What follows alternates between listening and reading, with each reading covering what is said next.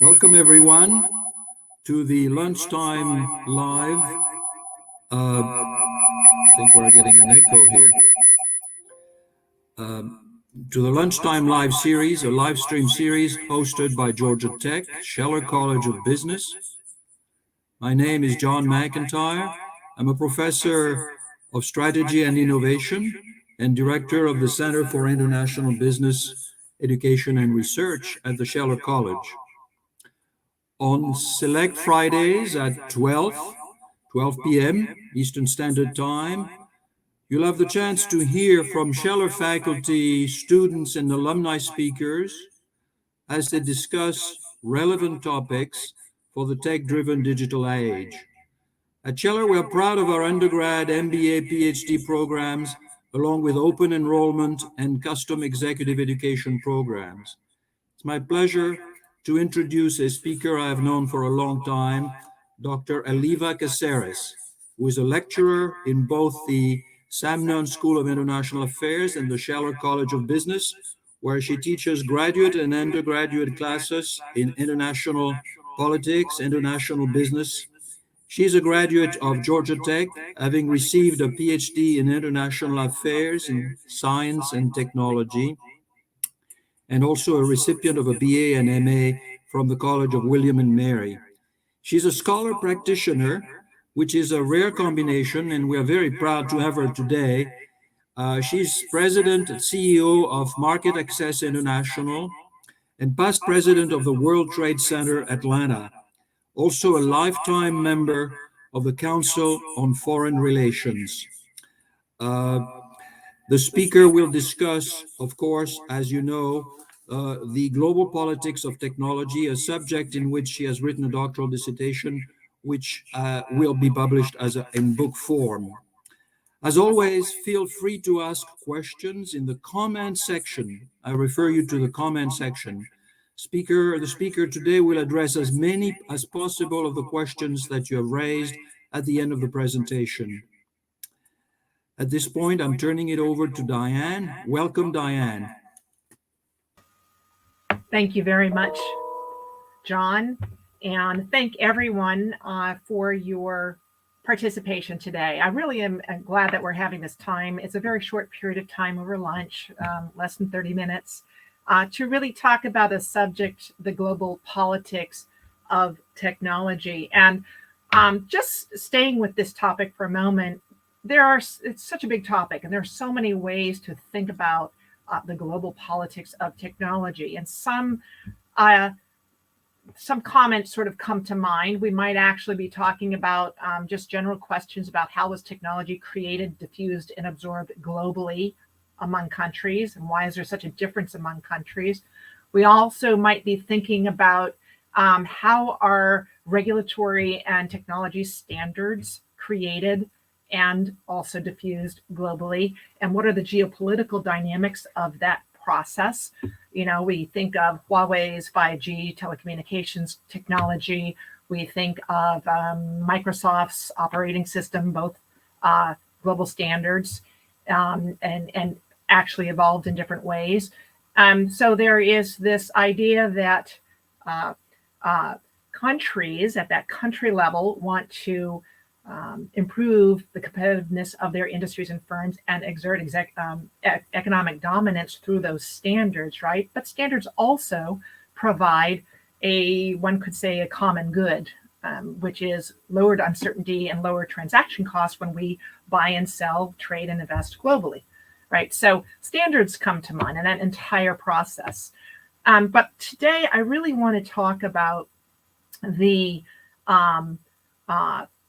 science, technology, and innovation strategies that countries and regions within them are pursuing, and specifically this concept of the innovation ecosystem. So I'm going to pull that up here on this slide. Hopefully you can see it. We don't normally think, again, the topic itself, we start to think globally first, right? Well, I want to flip that up around and start from the ground up here and start with some key takeaways for us, right?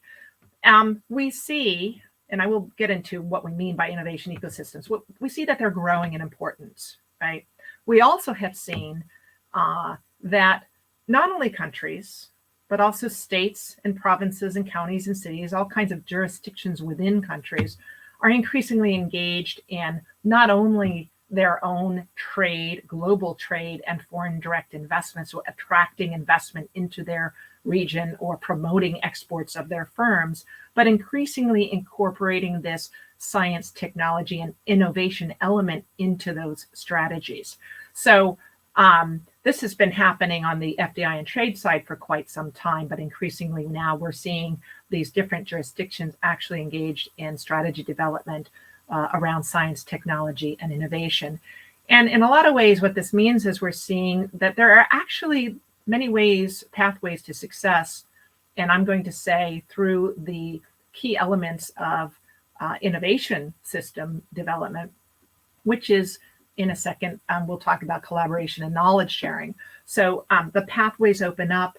One of the key takeaways here is from a firm perspective, corporate perspective, what we're seeing is there is an opportunity now to move basically beyond just individual corporate strategy and your own capabilities, but expanding beyond your own boundaries as a firm and transferring knowledge into innovation in collaboration with others. So this becomes an opportunity for firms as you create your innovation strategy to be thinking beyond your own borders even more intentionally. So starting with these takeaways, I have just a couple of slides that I want to relate to these takeaways. And the first is, what do we mean here by an innovation ecosystem? And there are many, many definitions, but I do think it's important to start with one. We have a broad one established by Stanford University's Innovation Ecosystem Network, which covers, I would say, broadly speaking, political and economic systems, as well as the value-creating efforts of firms.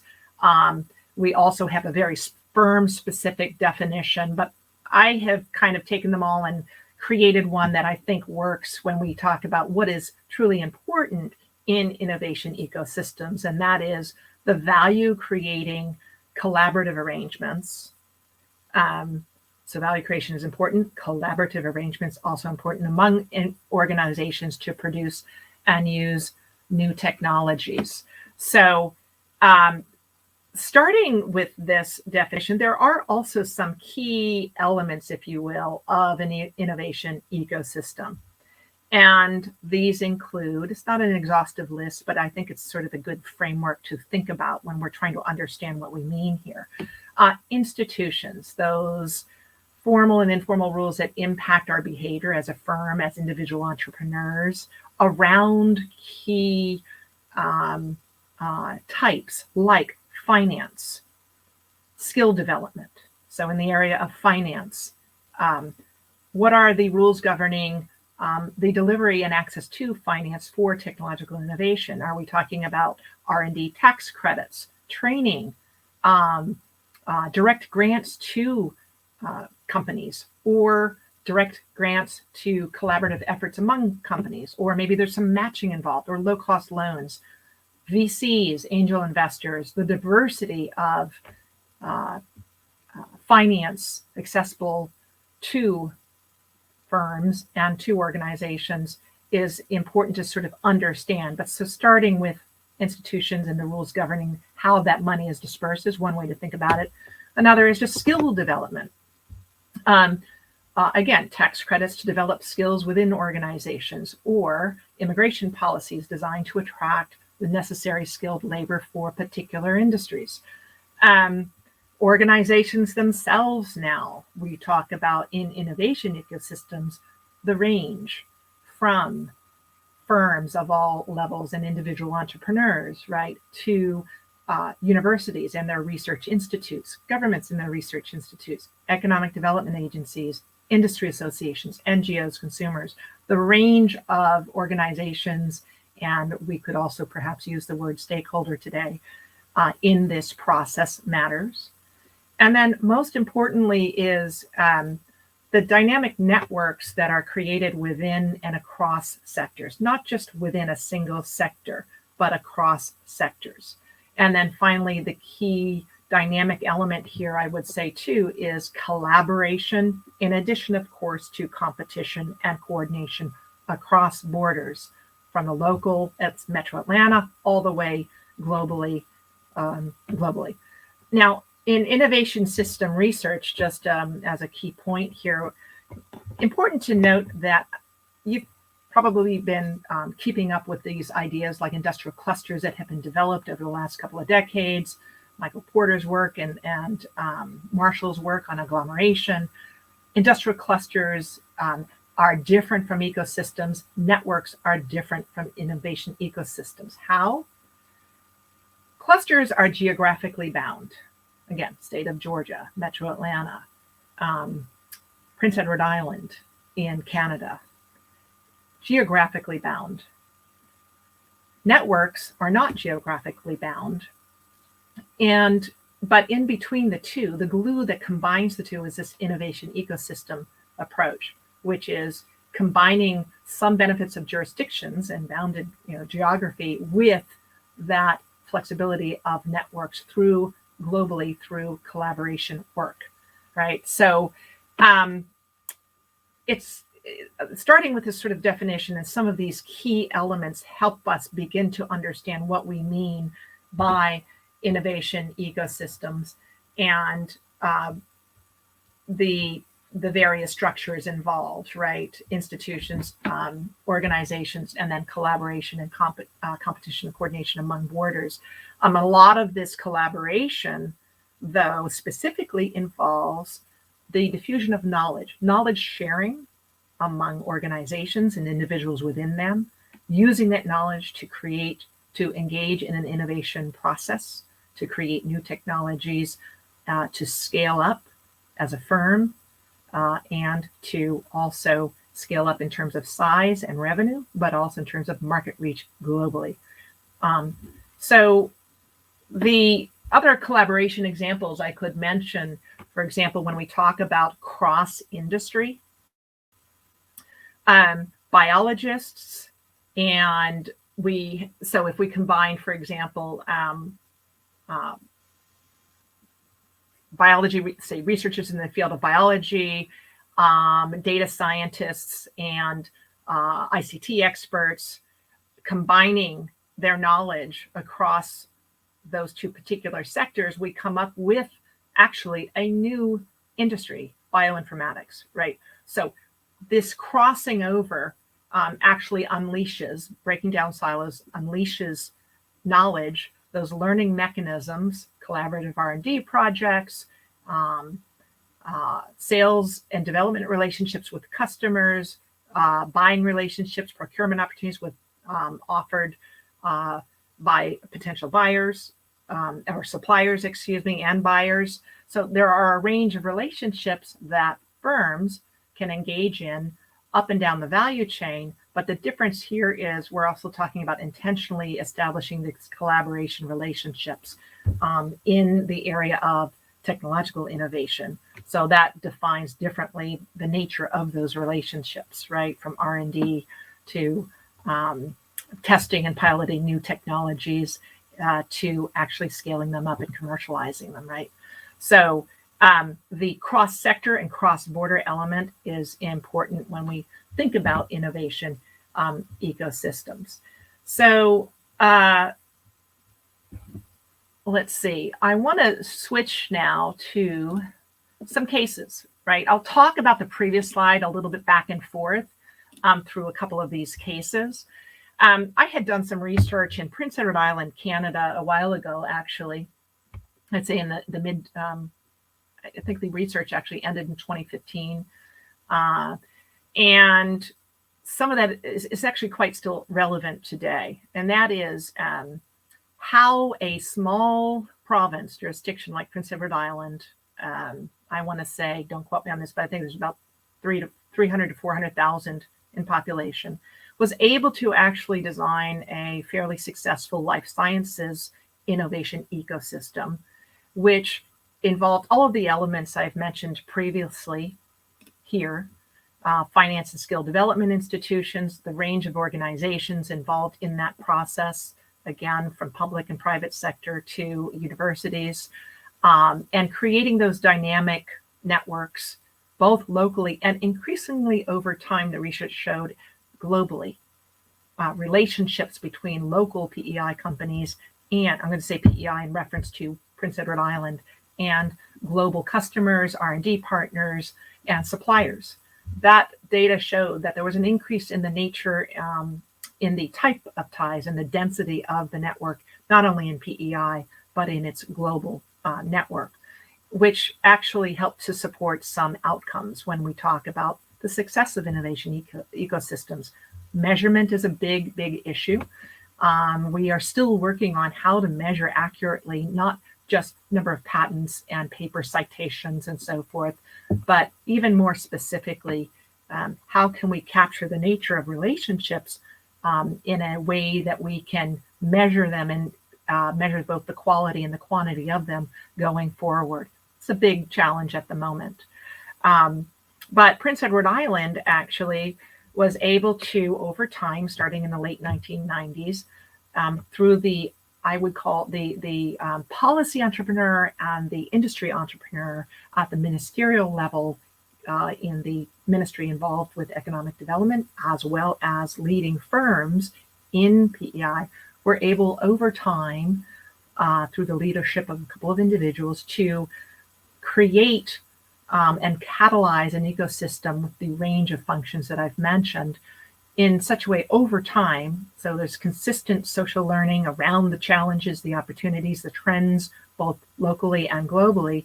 And that data, that information and learning was fed back through what we call now today the PEI Bio Alliance organization, which is a industry trade association, but also a network organization, designed a bit differently than your typical industry trade associations, constantly focusing on the learning aspects and tweaking and improving in terms of the goal towards technological innovation, which underpins economic growth and our ability to solve global challenges, right?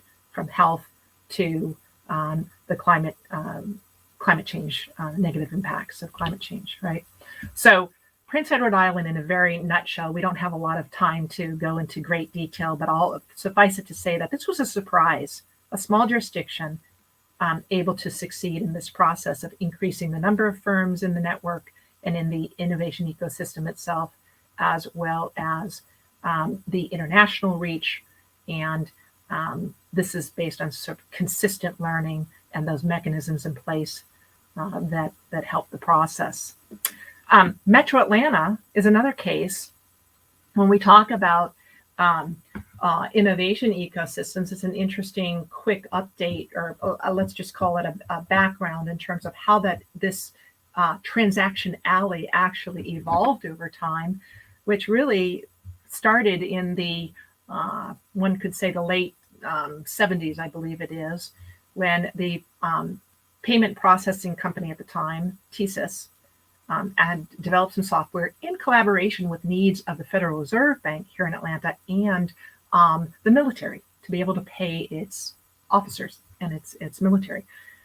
So moving away at that time from all the paper checks sent to the Federal Reserve and elsewhere to automate that process and create software that could facilitate those payments was the challenge, and it was addressed by TSYS at the time. So here we see sort of, one could say, government creating a market based on their needs for innovation, and a leading bank at the time coming in to actually, and company that it spun off from actually a bank, came in at the time to address that challenge.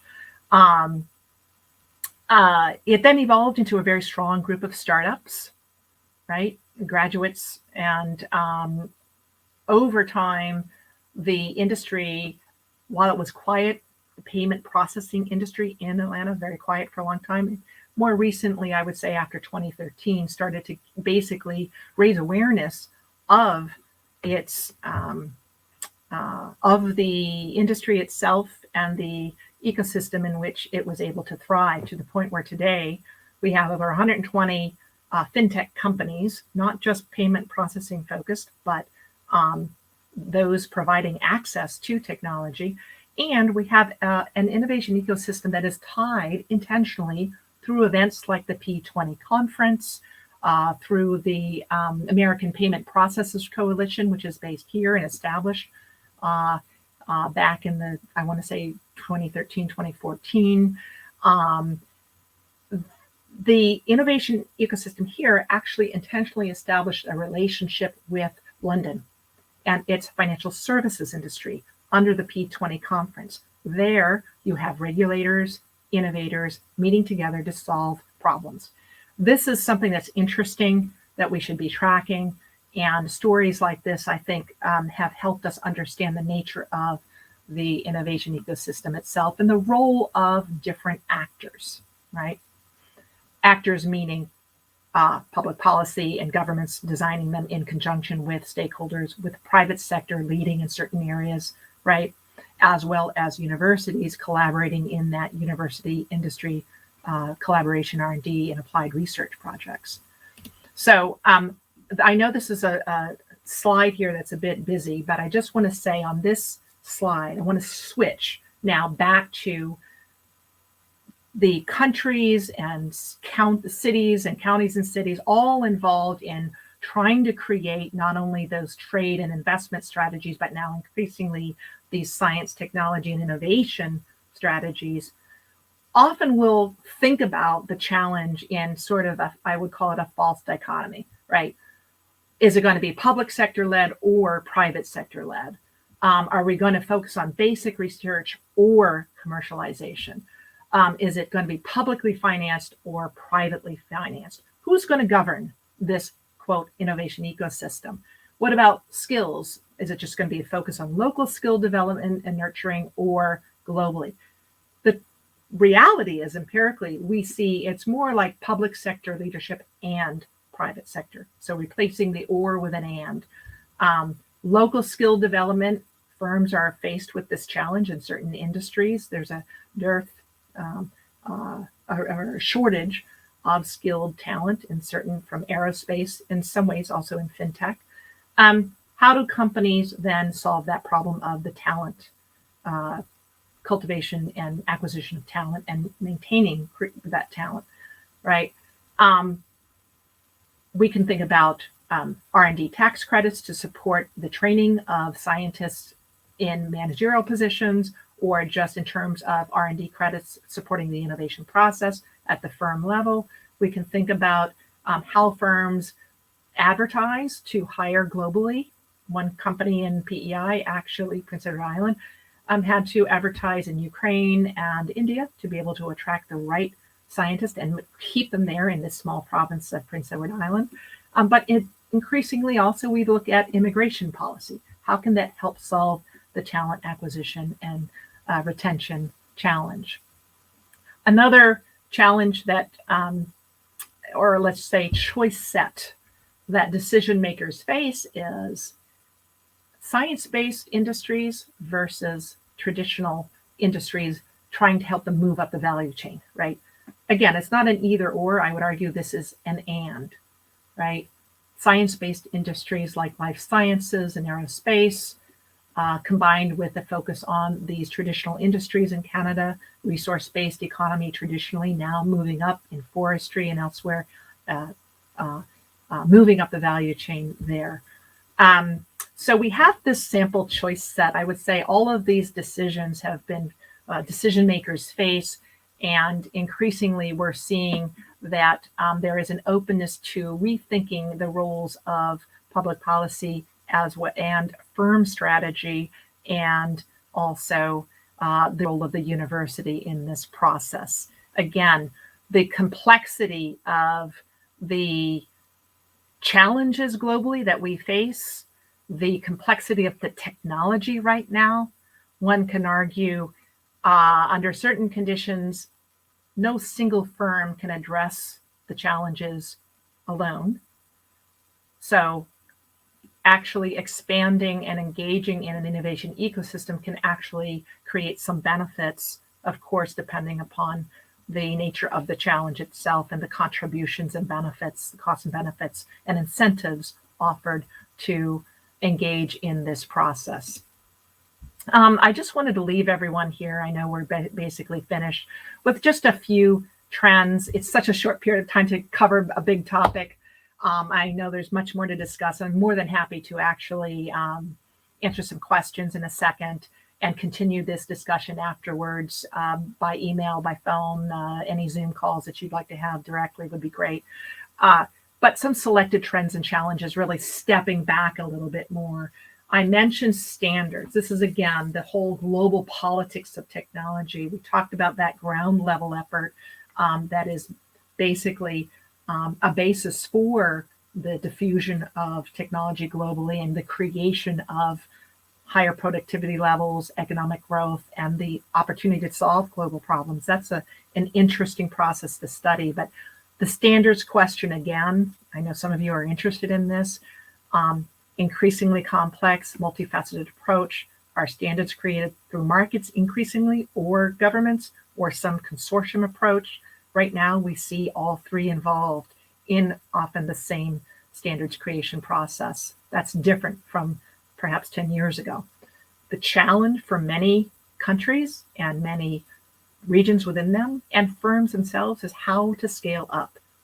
There's lots of science and money spent on R&D, basic science and applied science, and the technologies themselves are being developed and tested, but still how to crack that nut in terms of how to scale up effectively in terms of size and access to global markets. And of course, geopolitics, pandemics, all these external forces impact the way in which the patterns of trade, investment, and value chains. That's another kind of trend. Are we regionalizing or not? This work from anywhere, we've seen a lot of research indicating that that's going to be a permanent, this sort of hybrid work from anywhere, but then touch points in terms of face-to-face, on-site collaborations. How will the nature of collaboration change, right? And then ethics in S&T. So I wanted to thank, I know we covered so much, but I'm very happy to sort of engage in some discussion here and some Q&A. Thank you. Diane, thank you very much. Again, I apologize. We have had some technical difficulty with the connectivity, but this is a great system and we're working it out. Two questions came in from one, and I realize we have a very short time, so I understand you will be taking questions if they are sent, and you will take a minute to reply on your own after the event closes in a few minutes. But the first question I have, which came from Penny Prime, is what is your evaluation of the US Congress efforts to put aspects of industrial policy to challenge China's own industrial policy, which have been conducted very aggressively over the last 40 years? I just completed a book on China's industrial policy, so I can relate to that question by Penny. And then the second question, and I'll stop there and Sure. address as much as you can, given the limited time. We have at Georgia Tech, as you know, and it has existed for many years. First, the Engineering Experiment Station, now the Enterprise Innovation Institute. What is the role of something like the Enterprise Innovation Institute as an institution, given the framework you have kindly laid out for us? Tough questions, limited time, go at it. And wonderful questions. And hello, Penny. I so appreciate your question. I'll try my best to sort of reply. It's more of an opinion statement because I have not had time to really research that particular question and really reflect on it as deeply.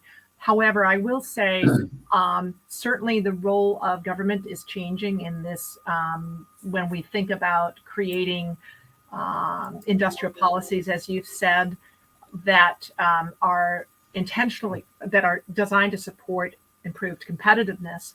Now, the danger there is in the US, we've really traditionally, except for some examples, relied more on regulatory interventions as opposed to the danger of picking winners. So picking particular industries over others and investing in them and supporting that growth.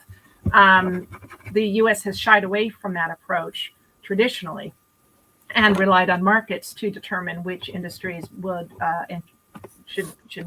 be most competitive globally. We do see that changing with Biden's proposal. It's I think that on some level, it's actually important to have a federal approach towards supporting through funding, through technical assistance, these kinds of competitiveness strategies and in industrial policies. But at the same time, the danger there is that we end up picking winners and we're not listening to, for example, what's happening on the ground in states and counties and cities, for example, in terms of the markets there and the way in which technological innovation and is that process itself unfolds, right? So there's we'd have to make sure that we don't fall into that trap of picking winners, I would argue. Thank you. And then the second question, we're reaching almost the end of time. We are, in fact, over time. The role of institutions at the state level in a university system with a leading technology university like Georgia Tech through its Enterprise Innovation Institute, how does it fit in your institutional framework for global technology? In just a few words. I know. Well, okay, and there's always a challenge here to clarify our terms, right? So I would say that would be more of an organizational institution, the Enterprise Innovation Institute, right, of Georgia Tech, a university. So we're really in that on the framework. We're talking about organizations, but certainly in terms of the connection that the Enterprise Innovation Institute has to industry, it has proven to be highly effective. And many other scholars have studied the relationship between the technology development and transfer between university and industry and those relationships. But I would also say more broadly, Georgia Tech has done an amazing, very, very interesting and successfully engaged with industry from Delta to many other UPS and others in terms of piloting and testing and doing research on new technologies. So that is certainly there. The spinoff of industries from the Enterprise Innovation Institute, the spinoff of firms, very important as well. I think right now it's more a challenge of the fast pace of change and the rising complexity of our challenges and the rising, therefore, competition among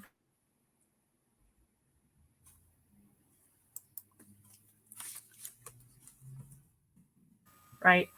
And are more solutions to solve problems. That is the trend right now. That is the challenge. And so it's a challenge for us to think about the various roles in which these key organizations and institutions can play. I would argue there are actually many different ways to succeed. And I think I had my presentation up there, or to reach the goals established by firms and by regions. There are more ways to succeed. The Silicon Valley model is not a panacea. And we know that now. It has been successful in their region, but I think we have many ways to succeed here. That's on a hopeful note ending. Yeah.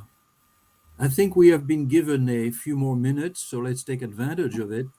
Okay. A few days ago, General Breedlove of the Sam Nunn School of International Affairs gave a great presentation on the Ukraine crisis, expressing some doubts about the relevance of techno-economic sanctions to really change the behavior of Russia. Regarding export controls in technology, do you believe that they have a place, and do you believe they can be effective as tools in global technology politics? Again, opinion statement. Yes. So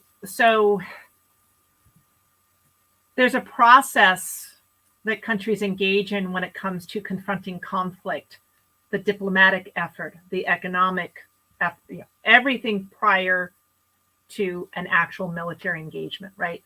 So I would say that going through this process is important, but timing is incredibly has constrained, let's just say, the choices we have now in terms of what to do in response to Russia in Ukraine.